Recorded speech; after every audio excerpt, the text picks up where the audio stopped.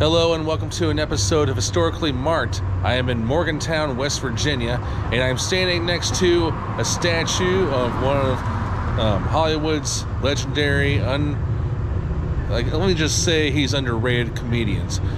His name is Don Knotts, and the city has found a way to honor their hometown hero. All right, there is the statue. I'll show you that in a minute. And this is the plaque about Don Knotts.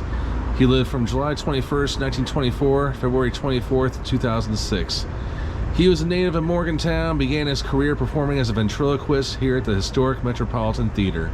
After graduating from Morgantown High School in 1942 and West Virginia University in 1948, his impressive comedic and acting talents led to memorable television and movie roles, including, as we all know, Deputy Barney Fife in the Andy Griffith Show, Ralph Furley in Three's Company. He actually kind of somewhat replaced Norman Fell and his on-screen wife. Henry Limpet and the Incredible Mr. Limpet, Luther Heggs and the Ghost of Mr. Chicken, and Theodore Ogilvy and the Apple Dumpling Gang. Among the many honors Don received during his career were 5 Emmys for his role in the Andy Griffith Show and a star on the Hollywood Walk of Fame in 2000. Married 3 times, Don had 2 children, Thomas and Karen. Never forgetting his roots, Don returned many times to attend high school reunions and visit friends. To commemorate his life and success in making us all laugh, Don Knotts Boulevard was named in his honor in 1998. And if you go to the Morgantown History Museum, you can learn more about Mr. Knotts. And it looks like they put a star on the ground. I mean, it's nothing like the Hollywood one, but I'm glad they put his likeness on there. So yes, I mean, underrated. I mean, like, he did get a lot of respect, for his acting talents, and of course, as it says, he won 5 Emmys. But he was also one of those, in a good way, I don't know how to say this without sounding, I mean, like, he had a face and a figure that, it was really hard to take him seriously. He was just kind of like a goofball image, kind of a wacky image, but in a good way, because he made us all laugh. See what I'm talking about? Yeah. Now, interestingly, his daughter Karen, mentioned on the marker, she actually just put out a book sometime within the last 2 years, and she's been doing a tour all over the country about it. It was called Tied Up in Knots, My Dad and Me.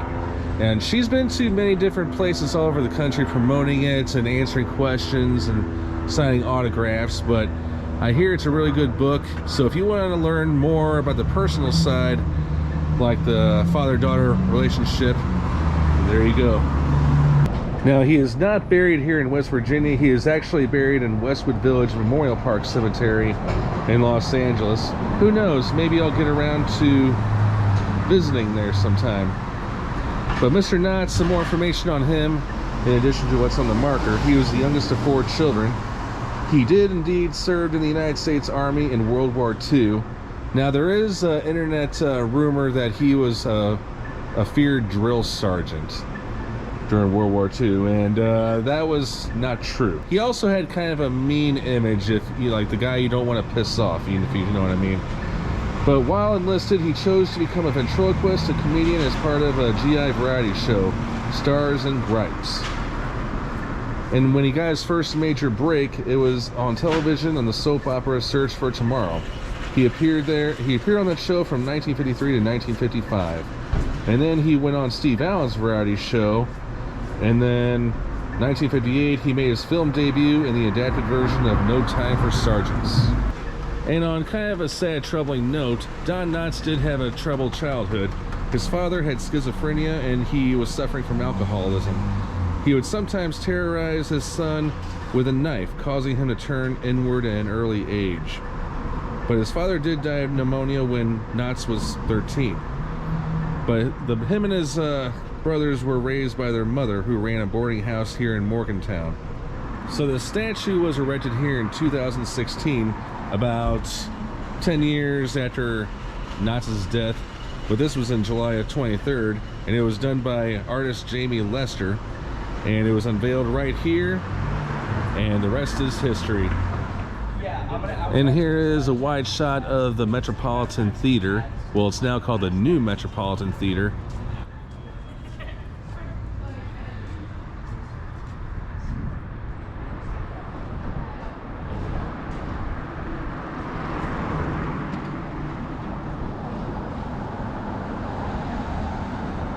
All right, thanks so much for tuning into this episode of Historically Marked. Hope you learned a little bit about Don Knotts, a man whose legacy is carried on for many generations, and again, a guy whose comedic talent has, to me, has gone underrated.